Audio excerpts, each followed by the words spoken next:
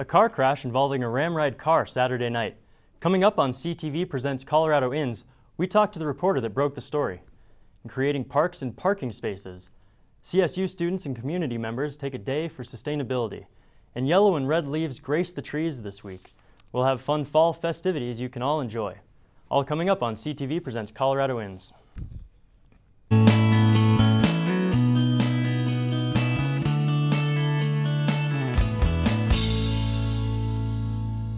Welcome to CTV Presents Colorado Inns. I'm Michael McNulty.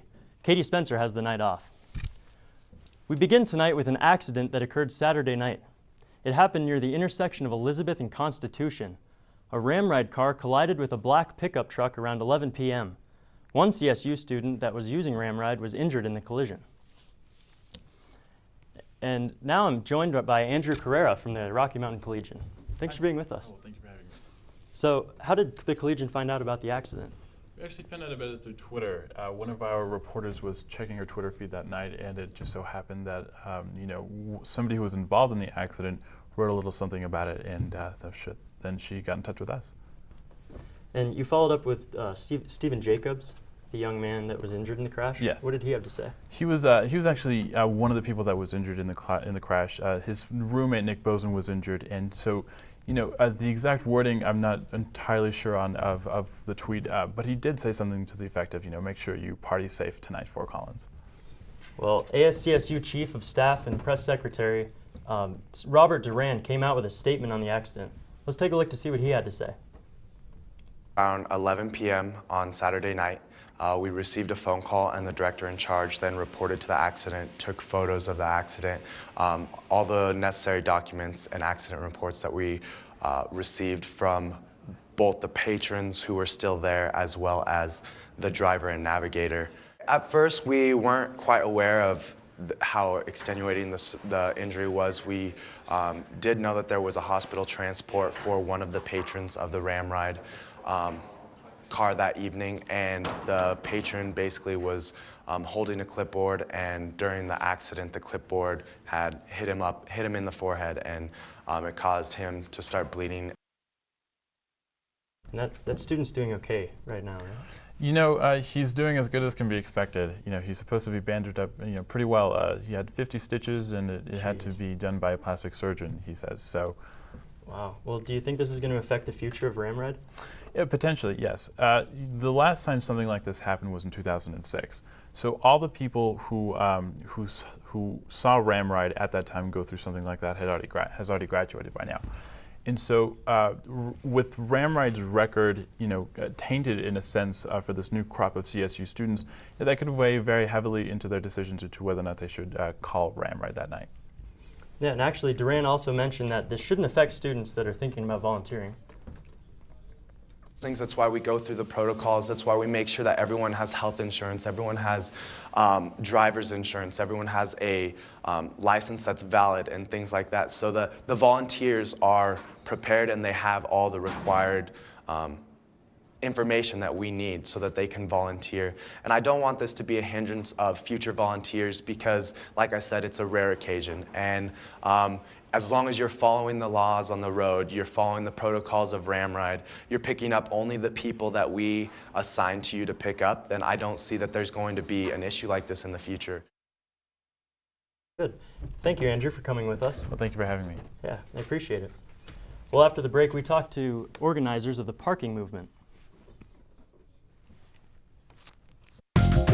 43,000 CSU Ram alums call Denver home. Now it's easier for Denver Ram fans to stay connected with CSU. CSU is proud to announce the new Colorado State University Denver Center, where Ram alums will feel at home. It's a place to make professional connections, enjoy events with other alumni, and even show your Ram pride with a wide selection of CSU fan gear. Stay connected with CSU, the CSU Denver Center at 17th and Glenarm. Learn more at rams5280.colostate.edu.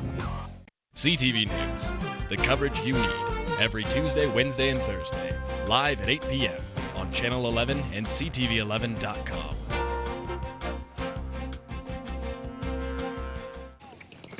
Welcome to my block party. Glad you can make it. The only triple doubles you get come with fries. Last time you blocked someone, you were online. I can do this all day. Your moves are just gay. Using gay to mean dumb or stupid, not cool. Not cool. Not in my house, not anywhere. It's not creative, it's offensive to gay people. And you're better than that.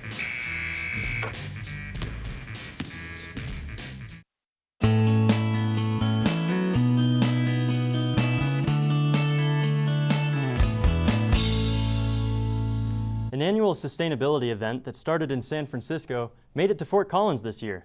CSU students and community members created public parks for a day throughout the city. Parking spaces were limited Friday, and not because of cars, but because of a worldwide event. CSU students came together to turn parking spaces into public parks to celebrate Fort Collins' first annual Parking Day.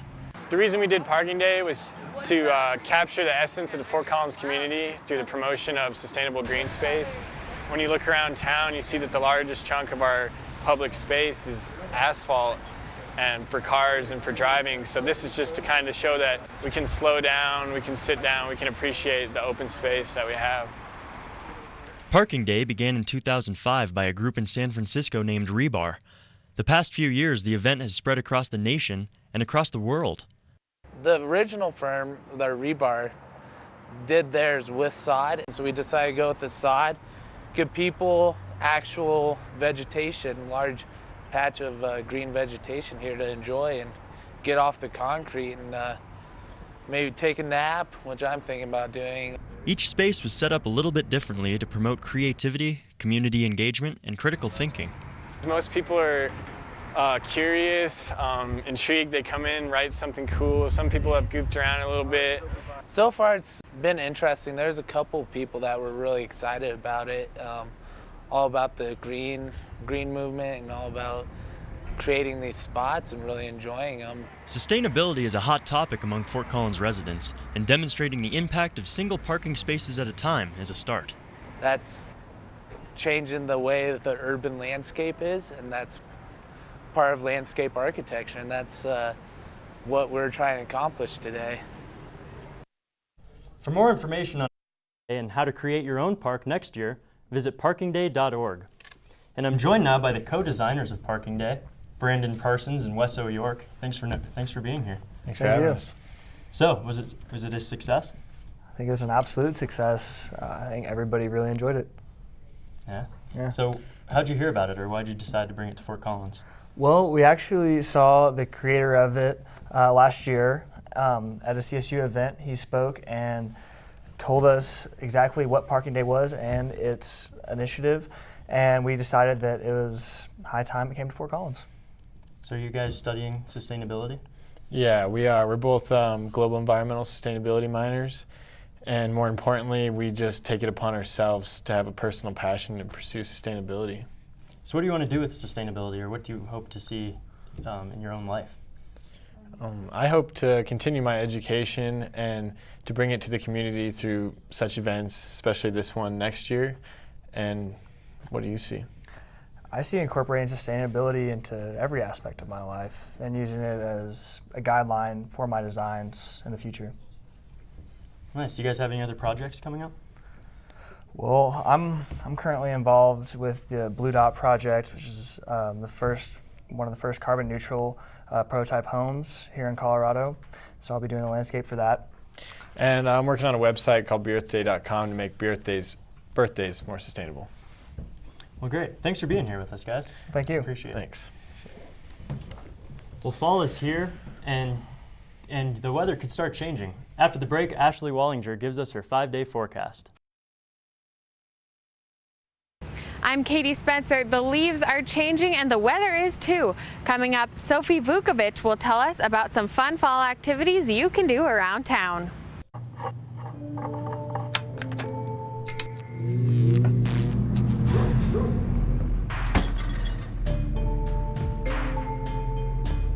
Traditional light bulbs actually generate 9 times more heat than light.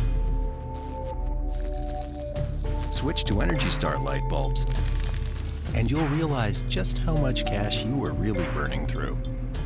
Saving energy saves you money. Learn more at energysavers.gov. Colorado State University is committed to expanding access to education. Today, that includes online learning. CSU brings faculty and programs to students around the state and around the world. With flexibility to earn a degree online from a world-class university, and the ability to balance education with work and family. Learn more at succeedwithcsu.org. If you're looking for a new pet that you can cherish every day, consider adopting from a shelter. Shelters are full of healthy, loyal, fun, loving pets, eager to become a part of your family. A person is the best thing to happen to a shelter pet, so bring home your new buddy today. To find out more, you can visit theshelterpetproject.org.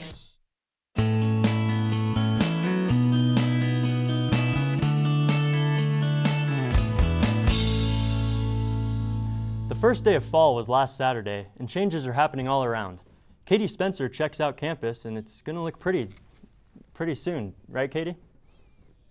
Well, I'm out on the oval, and as you can see, the leaves have started to change a little bit around me. You can see some of them have already fallen on the ground, but that means one thing, that fall is here.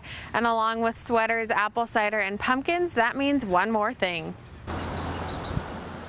The cool, crisp breeze of autumn is here, and with it comes a scenery change. Fall in the high country is known for beautiful colors, and one of the most well-known areas is right around the corner in Estes Park. We get a lot of people that are interested not only in coming to see the leaves changing, which are absolutely beautiful, and especially in the national park, but they're also coming for the elk rut, which is the elk mating season. It's the sights and sounds just like this one that brings so many people to Estes Park.